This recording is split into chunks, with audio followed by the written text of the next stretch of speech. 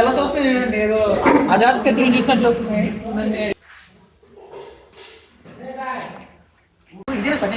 అదే అనేది నన్ను కుమ్ముతానంటే బాబు పక్కెళ్ళు. ఆవుల కోసం గోడ దొక్కాల్సి వస్తుంది. అమ్మయ్య,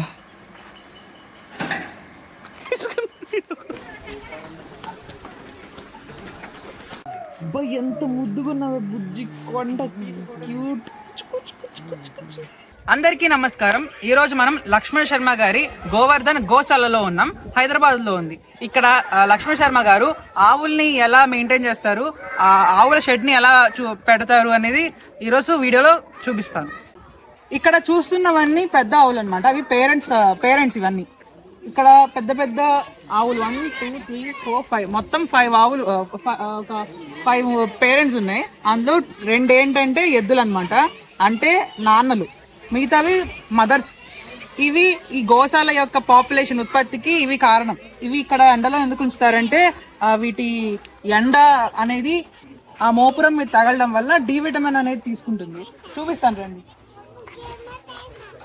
అదిగోండి, ఆ మోపురం ఉంది కదా, ఆ మోపురం మీద మనకి సూర్యకేత నాడి ఉంటుంది.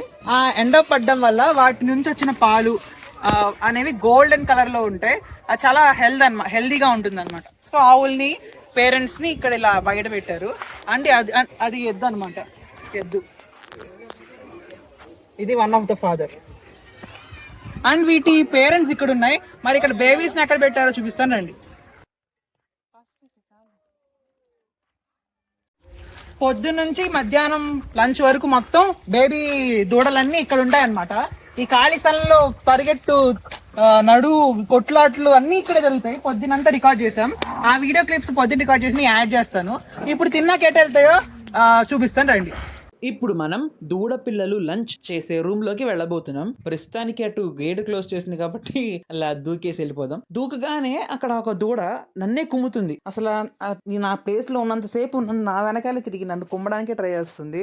దానికి అది ఆటేమో. మిగతావన్నీ ప్రశాంతంగా తింటున్నాయి. పక్కనే ఇంకొక ఆవు ఉంది, అది ప్రశాంతంగా నిమిరించుకుంటుంది అనమాట. సో నిమురుతుంటే ఓకే, మనం మంచిగా ఫోటోలు వస్తాయి, వీడియో క్లిప్స్ వస్తాయి. నేను వెళ్తే పక్కన మళ్ళీ అదే ఆవు కుమ్ముతుంది. అరే వాడితో ఫొటోస్ దిగాల, వీడితో కుమ్మించుకోవాలి, అర్థం కాలేదు కాసేపు.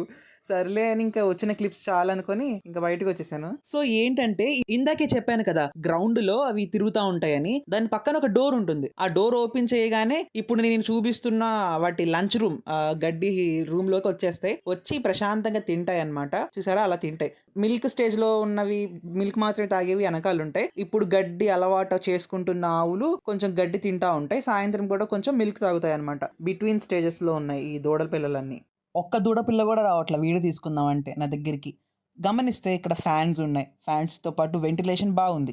ఫ్లోరింగ్ కూడా నీట్గా ఉంది. ఫ్లోరింగ్ ఎప్పుడు ఆవులకి, దూడలకి స్ట్రైట్గా ఉండాలి, స్లాంట్గా ఉండకూడదు. స్లాంట్గా ఉండడం వల్ల వెనకాల ఉన్న లెగ్స్ రెండు కొంచెం ప్రెషర్ ఎక్కువ పడతాయి, ఇబ్బంది పడతాయి అన్నమాట. సో స్ట్రైట్ ల్యాండ్ ఉండాలి. తర్వాత వాటికి మెష్ ఉండాలి.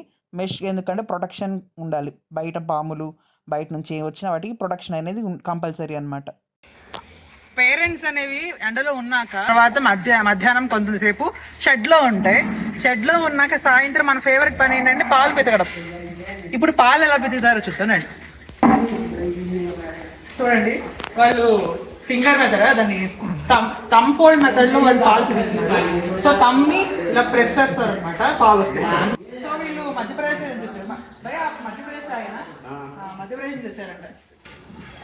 తర్వాత ఆవులకి దానా పెట్టేటప్పుడు తర్వాత కాళ్ళు వెనకాల కాళ్ళతో కట్టేస్తారు. ఇలా రెండు అటు ఇటు బ్యాలెన్స్గా జరిగాకే పాలు పిండుతారు. లేకపోతే అవి ముక్కుతో తండమో లేకపోతే కాళ్ళతో తండమో చేస్తాయి. అదిగోండి,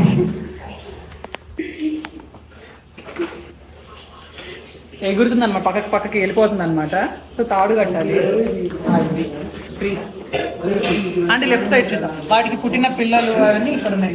యాక్చువల్గా ఇవి పొద్దున్న నుంచి మధ్యాహ్నం భోజనం టైం వరకు అవి బయట ఉంటాయి. బయట చూపిస్తాను ఆ ప్లేస్. భోజనం చేసిన తర్వాత ఇవి షెడ్ లోకి ఇలా రెస్టింగ్ మోడ్ అనమాట, కొంచెం షెల్టర్ దగ్గర. మార్నింగ్ టు మధ్యాహ్నం అంతా వేరే ప్లేస్ లో ఉంటాయి. చూడండి ఎంత క్యూట్గా ఉన్నాయో. ఎలా చూస్తుంది చూడండి, ఏదో అజాత శత్రువుని చూసినట్లు వస్తుంది. Bye bye. My God,